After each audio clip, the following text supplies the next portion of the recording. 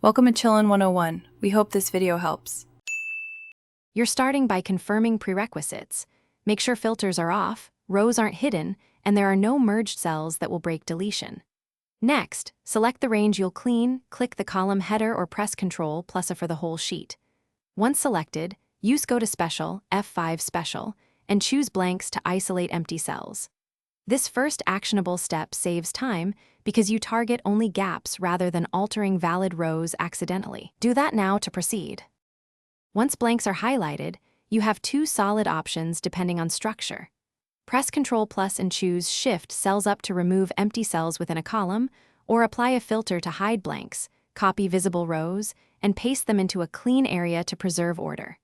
If your gaps come from formulas, add a helper column with a simple test like =A2=, and then sort or filter by that helper to group blanks together. This makes deletion predictable and reversible. Finish by checking formulas and formatting. After collapsing gaps, use Paste Special to restore values or formats where required, and scan adjacent columns for misalignment. If things look wrong, immediately press Undo and switch tactics.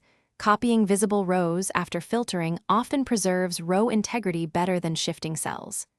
Make sure to keep a backup or work on a copy beforehand so you can revert. That single troubleshooting habit prevents most disasters and keeps your dataset intact. Thanks for watching. Consider subscribing if we helped you.